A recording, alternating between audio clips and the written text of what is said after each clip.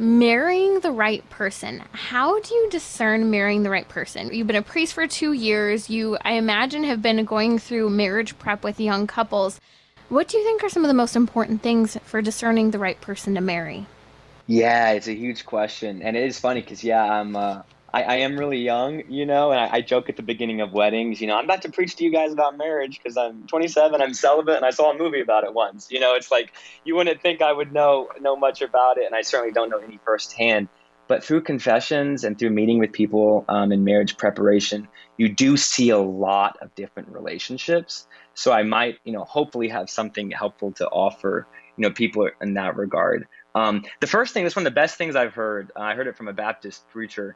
He said, definitely worry about finding the right person, but also make sure that you are the right person, right? So we all want somebody who's Mm-hmm. holy, who has a good prayer life, who is kind and gentle and charitable.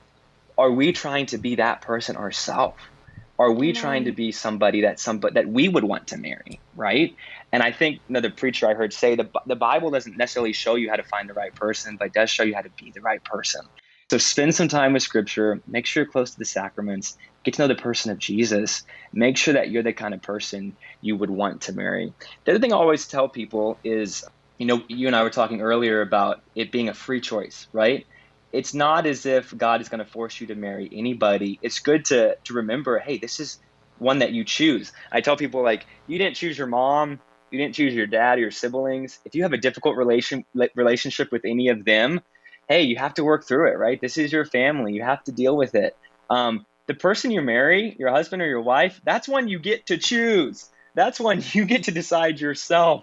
So make sure you freely choose the actual one that you want, right? Don't ever think that just because you've been dating somebody for a long time, that you have to just kind of go through with it, or think this is just the best I can get, or I know he doesn't go to church, but he knows my favorite restaurants.